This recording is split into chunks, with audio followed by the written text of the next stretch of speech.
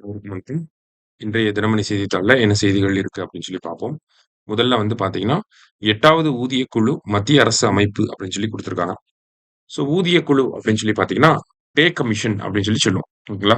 மத்திய அரசு பணியாளர்களுக்கான மத்திய அரசுல இருந்து வாங்கக்கூடிய ஓய்வூதியர்களுக்கான அ அந்த ஓய்வூதிய அளவு, அ மாதந்தோறும் சம்பள அளவு எல்லாத்தையும் உயர்த்தி குடுக்கறதுக்காக தான் இந்த பே கமிஷன் அப்படிங்கிறது இருக்கு. சரிங்களா? ஸோ 7த் பே கமிஷன் அப்படிங்கிறது பார்த்தீங்கன்னா, நமக்கு ஜஸ்டிஸ் ஏ.கே. மாத்தூர் அவர்கள் தலைமையில போடப்பட்டிருக்கும். சரிங்களா? ஸோ அதனுடைய வொர்க்கிங் பீரியட் வந்து பார்த்தீங்கன்னா, 2026 முடியுது. அதனால தான் இப்ப நமக்கு பே கமிஷன் அப்படிங்கிறத போட்டிருக்காங்க. சரியா? ஸோ இந்த பே கமிஷன பொறுத்தவரைக்கும் பார்த்தீங்கன்னா, யார் தலைமையில இருக்க போகுது அப்படின்னா, ரஞ்சனா பிரகாஷ் தேசாய் அவர்கள் தலைமையில இருக்க போகுது. சரியா? இவங்க தலைமையில தான் இந்த 8த் பே கமிஷன் அப்படிங்கிறத மத்திய அரசாங்கம் செட்டப் பண்ணியிருக்காங்க. ஸோ ஆ முக்கியமான செய்தி என்ன அப்படின்னு சொல்லி பார்த்தீங்கன்னா, இதுல 7த் பே கமிஷனோட ஹெட் யாரு அப்படிங்கிறதையும் சேர்த்து தெரிஞ்சுக்கணும். ஏ.கே. மாத்தூர் அவர்கள்.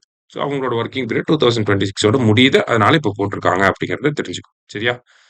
அடுத்ததா வந்து பார்த்தீங்கன்னா, தமிழகத்தில் விவசாயிகளிடையே அதிகரிக்கும் சிறுநீரக செயலிழப்பு அப்படின்னு சொல்லி குடுத்திருக்காங்க. ஸோ லான்சென்ட் அப்படிங்கிற ஒரு அறிக்கை வந்து இருக்கு. ஸோ அந்த அறிக்கையில தமிழக விவசாயிகள் மத்தியில என்ன இருக்கு அப்படின்னு சொல்லி பார்த்தீங்கன்னா, கிட்டத்தட்ட தமிழக விவசாயிகள்ல ஒரு 5% பேருக்கு என்ன இருக்கு அப்படின்னு சொல்லி பார்த்தீங்கன்னா, சிறுநீரக செயல்திறன் பாதிப்பு இருக்கிறதாக சொல்லியிருக்காங்க. அவங்கள ஸ்டடி பண்ணி பார்க்கிறப்ப என்ன ஒரு விஷயம் புரியுது அப்படின்னா, அவங்களுக்கு அடிஷனலா இல்ல வேற நோய்கள் ஏதாவது இருக்கா அப்படின்னு சொல்லி பார்த்தா கிடையாது. இணை நோய்கள் அப்படிங்கிறது எதுவுமே இல்ல. இருப்பினும் அவங்களுக்கு சிறுநீரக பாதிப்பு மட்டும் ஏற்படுது. ஏன் அப்படின்னு சொல்லி பார்த்தோம்னா, விவசாயிகள் பெருமளவு பார்த்தீங்கன்னா, வெயில்ல அதிகமா வேலை செய்றாங்க. ஸோ வெயில்ல வேலை செய்யறப்ப பார்த்தீங்கன்னா, அவங்களுக்கு சிறுநீரக பாதிப்பு ஏற்படுது அப்படின்னு சொல்லி லான்செட் நிறுவனம் வந்து சொல்லியிருக்காங்க. இதற்கு முக்கியமான காரணம் என்னன்னா, போதிய அளவு தண்ணி எடுத்துக்காதது. ஸோ வாட்டர் கன்டென்ட் வந்து எடுத்துட்டே இருக்கணும். வெயில்ல வேலை செய்யறப்ப, வெயிலுக்கு போயிட்டு வந்தாலே. விவசாயிகள் மத்தியில பார்த்தீங்கன்னா, போதிய அளவு அந்த வாட்டர் கன்டென்ட் இல்லாதனால என்ன ஆயிருக்கு, இந்த சிறுநீரக செயல்திறன் பாதிக்கப்பட்டிருக்கு அப்படின்னு சொல்லி சொல்லியிருக்காங்க. இது விவசாயிகளுக்கு மட்டுமே பொருந்தக்கூடியது அல்ல. வெயில்ல வேலை செய்யக்கூடிய கிக் ஒர்க்கர்ஸா இருக்கலாம், இல்ல நம்மளுடைய கன்ஸ்ட்ரக்ஷன் வொர்க்கர்ஸா இருக்கலாம். எல்லாருமே வந்து பார்த்தீங்கன்னா, அன்ஆர்கனைஸ்ட் வொர்க்கர்ஸ் எல்லாருமே பார்த்தீங்கன்னா, அதிகமா வெயிலோடைய எக்ஸ்போஷர் வந்து இருக்கும்.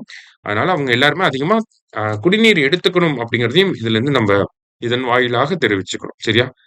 அடுத்ததா வந்து பார்த்தீங்கன்னா, நமக்கு இன்றைய திருக்குறள்.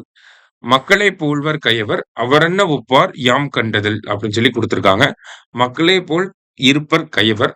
அவர் மக்களை ஒத்திருப்பது போன்ற ஒப்புமை வேறு எந்த இருவகை பொருள்களிடத்திலும் யாம் கண்டதில்லை" அப்படின்னு சொல்லி வள்ளுவர் சொல்றார்.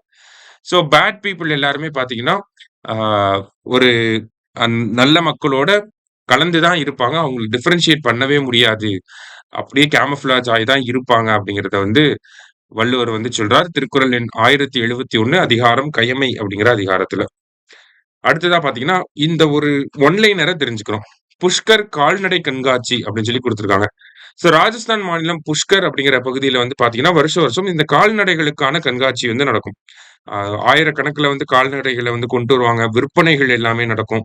ஸோ இந்த ஒரு கண்காட்சி வருஷம் வருஷம் நடக்கக்கூடிய ஒரு விஷயம். ஸோ இந்த புஷ்கர் கால்நடை கண்காட்சி அப்படிங்கிறது எந்த மாநிலத்தில நடக்குது அப்படின்னு பார்த்தோம்னா, ராஜஸ்தான்ல நடக்குது அப்படிங்கிறது தெரிஞ்சுக்கணும். சரியா? ஸோ இன்னைக்கு செய்தித்தாள்ல இருந்து முக்கியமான விஷயங்கள பார்த்திருக்கோம். நன்றி. சுரேஷ் IAS அகாடமி வெற்றியின்